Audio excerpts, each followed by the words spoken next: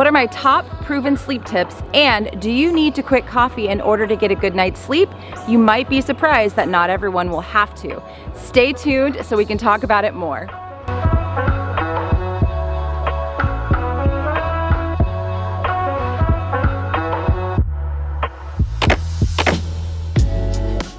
Welcome back, you guys. My name is Sarah. I am known as Carnivore Yogi.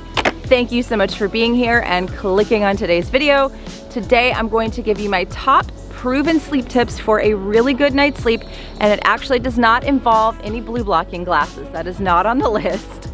And I'm going to talk to you about why you might not actually have to give up coffee, how to know whether or not you need to put yourself through the pain of giving up coffee to optimize your sleep. Now, that's a whole separate topic. I made a whole video about why I chose to give up coffee. I'll link it in the information section for you guys. But you may actually have genetic SNPs that make it so that you can actually metabolize caffeine quickly and it doesn't affect your sleep. So that brings me to the sponsor of today's video, which is Self-Decode. I will put a link for them below.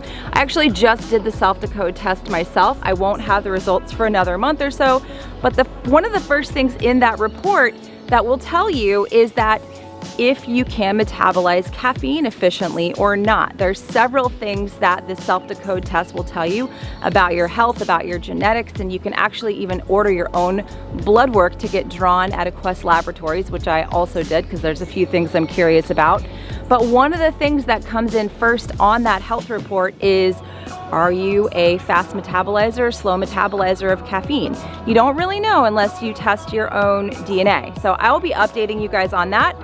But just to answer that question, do you need to give up coffee in order to optimize sleep? I don't know.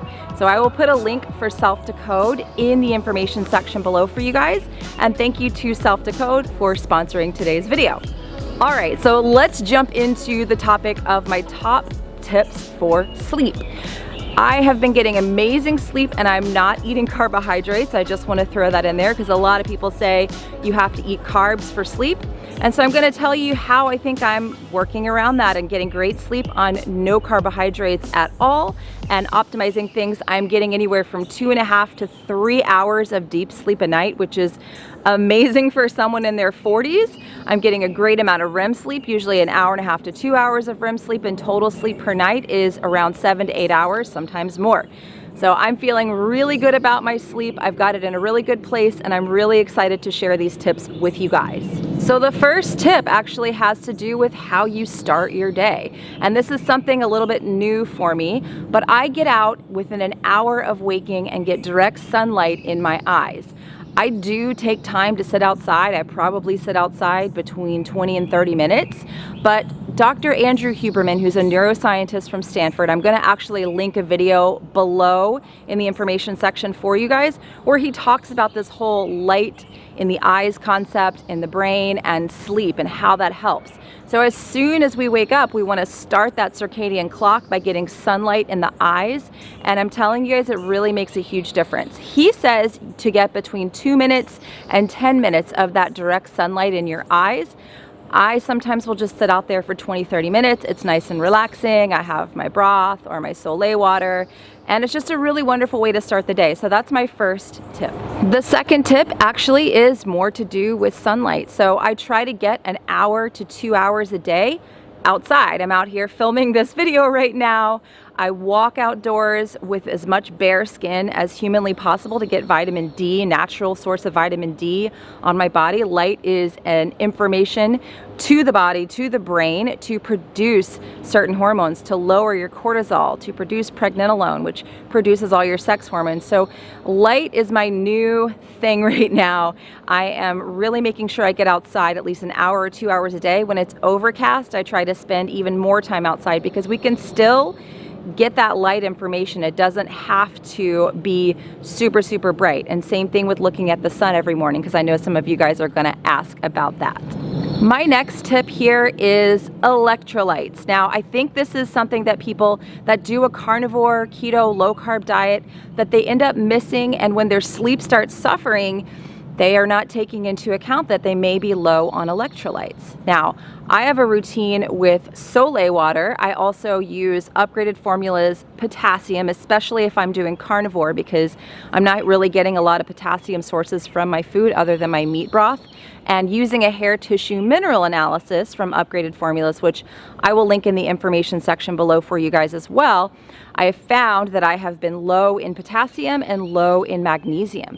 We need those specific minerals in order to sleep well, in order for our bodies to function well, in order for our thyroid to function well, in order for us to just have energy, which I do have a lot of great energy.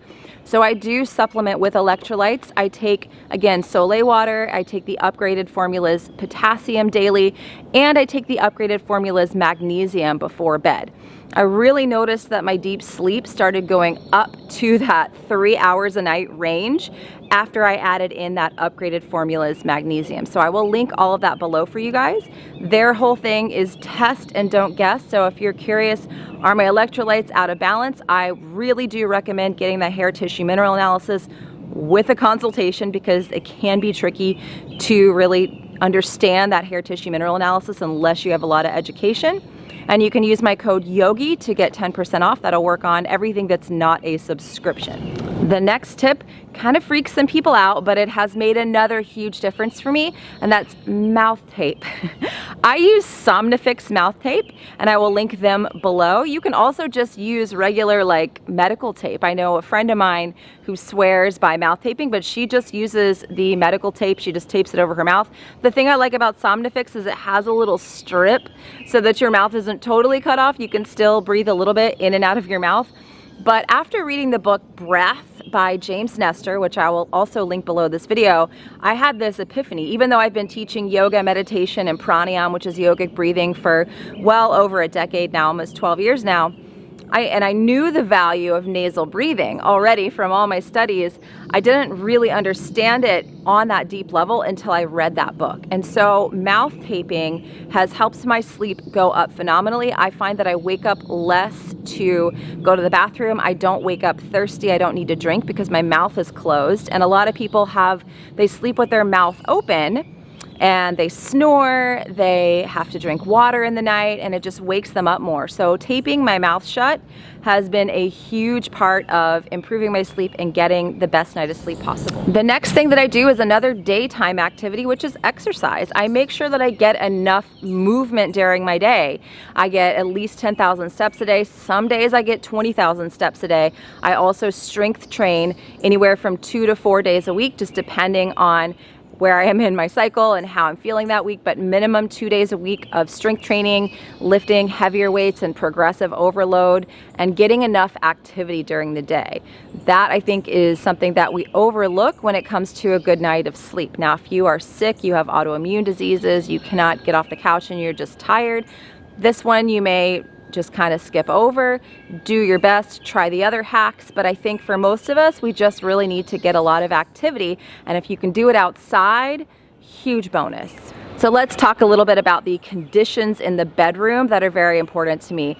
I bought blackout curtains a couple years ago, and I'm so addicted to blackout curtains that if we travel, we go to an Airbnb, I have blackout curtains that I keep with me for traveling, and I bring them and I hang them in the bedroom wherever we go. So having a dark room is very important. I live in an urban environment. If you can't hear leaf blowers and noise all the time while I'm filming, there's a lot of people. I have neighbors next door. They have obnoxious floodlights on their house, and they're not trying to do it to be obnoxious. It's more of a safety thing. But it will shine right into my bedroom. And so I have those blackout curtains, and they make a huge difference for keeping the room super, super dark at night. And that helps to sleep. Dr. Andrew Huberman also recently had a podcast, and I will link that one below, where he talked about the fact that our eyes, our ocular development and ocular degeneration can actually improve or go down the drain if our room is not dark enough at night. There was actually a study, and I'll link that podcast below for you guys, that he referenced where children that slept in a room with a nightlight actually had worse ocular development than children that slept in pitch black dark. So this is important. He also talked about the importance of sunlight in the eyes without sunglasses on. Very, very, very important. Another thing I do to my bedroom at night is keep it really cold. Now, I'm lucky that my family really lets me get away with this. I turn the air conditioning to 66 degrees at night, sometimes a little lower if I can get away with it. But keeping that room really, really nice and super cold makes a huge difference in my sleep. And so I really recommend keeping a cold room. I've never tried the chili pad. If you have, comment below. I'm curious, but I don't really feel like I need to invest in that because I just keep my room super cold. The other thing that I do at night is earplugs, and I have a sound machine as well. I travel with that sound machine, but my husband's not keen on the mouth taping, and he does snore just a little bit. Sorry, hon. Trying to get him on that mouth tape train, but it's hard.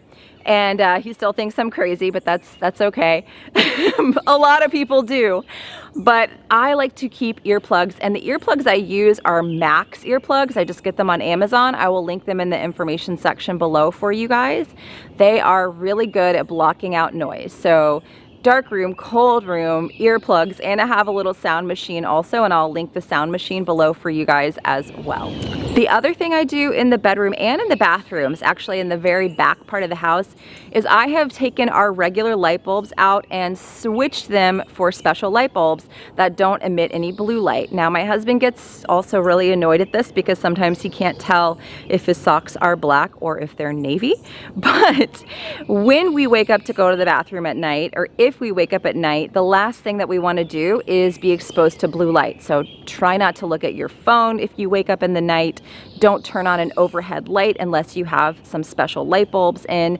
I try to not turn on the light at all if I go to the bathroom. I try to just feel my way around.